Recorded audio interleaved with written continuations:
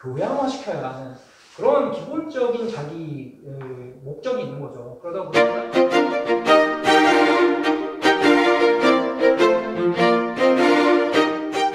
아까 얘기했던 거하고 약간 좀 방향이 다르지만 그 좀 사족 같은 얘기지만 좀 재미있게 느껴지는 부분이 있어서 제가 발췌를 해왔습니다.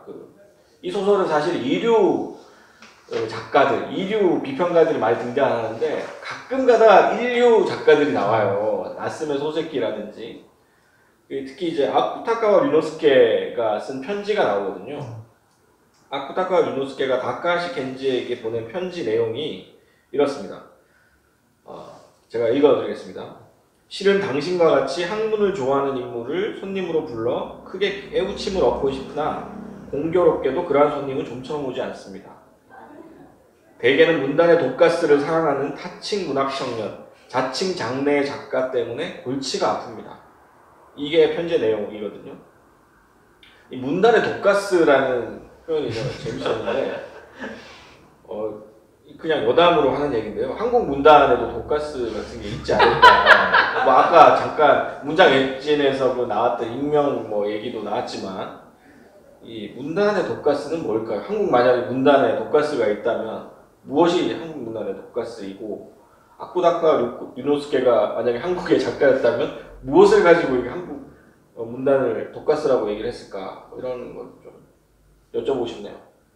그러면 이 문단의 독가스를 가장 오랫동안 흡입하시고 수라장을 헤쳐나오신 심지경 선생님께서 저요? 네. 아니 저는 이제 이 문단의 독가스 얘기했을 때 떠올랐던 거는 네. 아까 이제 구제고등학교 출신의 이제 도쿄대 문학부에 들어간 사람들이 일종의 이제 그런 반출세주의를 지향하면서 자기 교복을 찢는다든지 일종의 권위와 어떠한 그 규범의 상징들을 이렇게 파괴하잖아요. 그리고 아무튼 그러한 것들을 사실은 이들이 아까 얘기한 것처럼 어떤 특권의식을 나는 거부한다는 또 다른 특권의식으로서 이제 이러한 행동이 나타나는 건데 그러한 것들이 일종의 어떤 문학가의 어떠한 그 증상? 문학가라는 어떤 병의 증상으로 이제 그런 식의 이제 기존의 규범이라든가 체제를 이제 거부하고 이것을 자기 교복을 찢고 그건 증상, 문학가적인 증상이라기보다는 일종의 객기 이런 거 아닐까요? 객기인데 그런 것들이 일종의 어떠한 문학적 특권의식 안에서 허용되는 객기인 거잖아요. 근데 이제 문제는 그게 이제 한국의 작가들을 생각해보면 혹은 작가 지망생들을 생각해보면 사실은 그들은 이게 어떤 구제고등학교나 도쿄대 문학부로 상징되는 초초 울트라 엘리트 코스를 밟은 사람들은 아니에요. 지망생들 중에서 많은 사람들이. 근데 그 사람들에게 이상한 어떤 특권의식, 아직 문학가가 아니지만 문학가라는 병을 앓으면서 오히려 특권의식의 상징으로서의 어떠한 자기 옷을 찢는다든지 어떤 그런 기존의 규범이나 체제를 거부하는 어떤 몸짓, 그런 문학적 에티튜드를 먼저 배운다는 거죠. 그러니까 이거는 마치 그 내용은 없는데 어떤 형식적 포즈만 배우는 그런 양상인 것 같아요.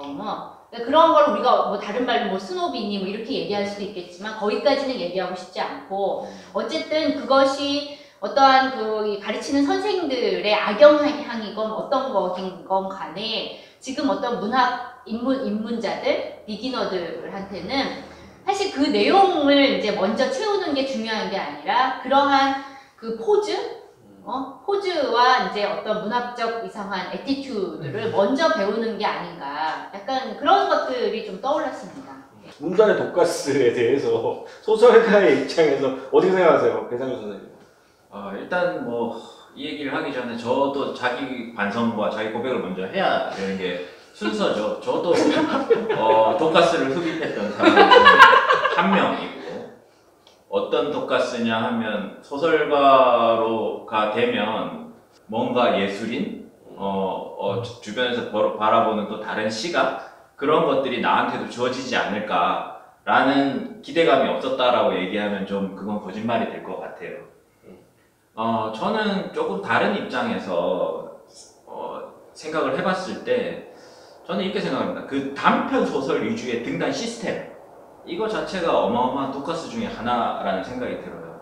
이게 왜 문제냐면 첫 번째는 신춘 문예로 등단을 하거나 아니면 주요 문예지로 등단하면 마치 문학을 할 수 있는 라이센스가 주어지는 것처럼 여겨지고 두 번째는 그게 어떤 입신의 영광이에요 사실은. 마치 과거 문학이라는 사법고시를 통과한 그런 것 같은 영예를 일시에 주죠.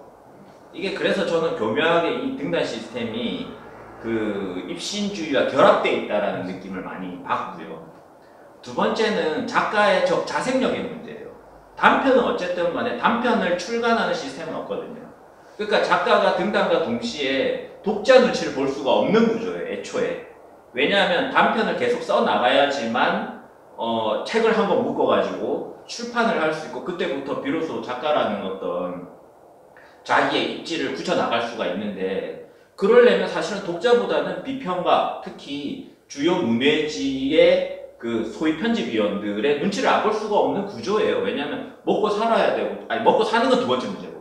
왜냐하면 작가 돼봐야 연봉 별거 없어요. 단편 청탁을 네. 받아야 되는. 단편 청탁을 받아야만 작가로서 내가 계속해서 호명될 수 있잖아요. 이 단편 중심의 등단 구조 하에서는 작가들이 계속해서 독자 눈치를 보는 게 아니라 주요 문학 출판사와 그 문학 출판사를 이루고 있는 편집위원들의 눈치를 볼 수밖에 없는 구조예요.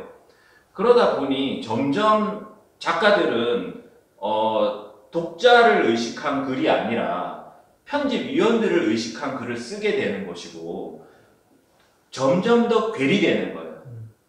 그러다가 어느 순간 가서는 독자와 만날 수 있는 글을 쓸 수 있는 능력을 상실하는 게 아닌가라는 생각이 들어요.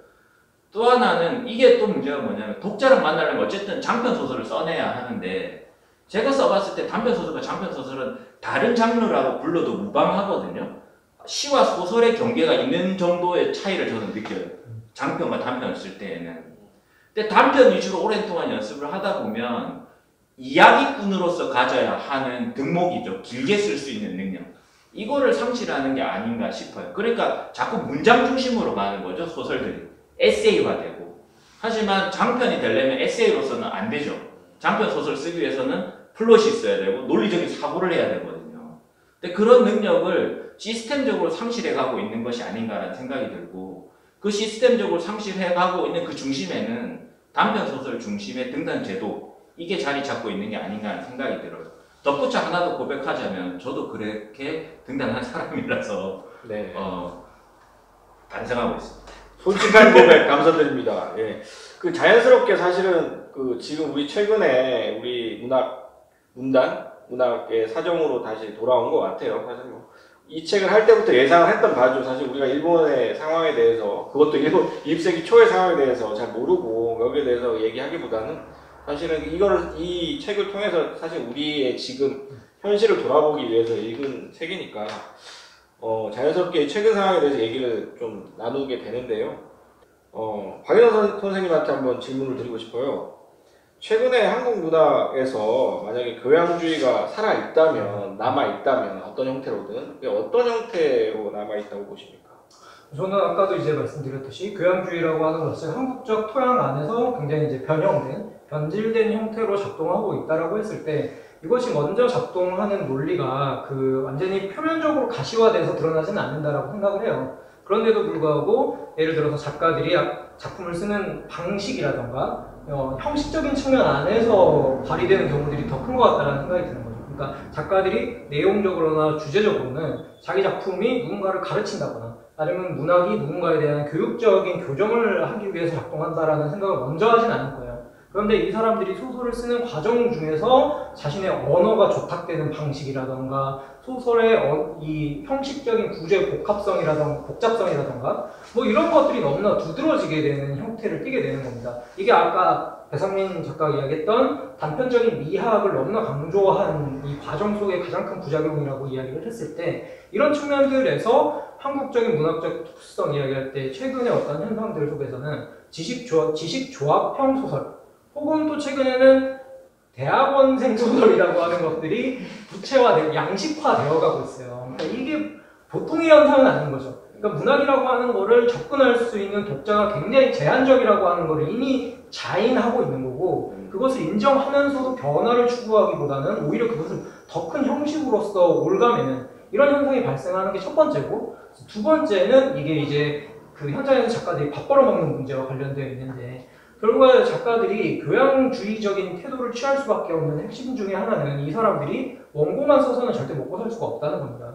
그러니까 먹고 살 수 없기 때문에 당연히 이 사람들이 생계를 유지하기 위해서는 강의 현장에 나와야 되는데 여기저기 아카데미라든가 출판사들이 여는 뭐 문학 강좌 같은 것들 이런 것들을 실제로 수행하다 보면 이 사람들이 결국에 남을 가르쳐야 하는 문학적인 테크닉이라고 하는 것 자체를 교양화시켜야 하는 그런 기본적인 자기 목적이 있는 거죠. 그러다 보니까 남을 가르치기 위해서 문학은 더 쉬운 문학이 되기보다는 점점 더 어려운 문학, 뭔가 더 가려져 있고 뭔가 더 있어 보여야 하는 이런 문학적인 양상을 띠게 되는 이 두 가지 차원에서 사실은 한국 문학의 교양주의가 여전히 작동한다 이렇게 말할 수 있을 것 같습니다. 그렇군요.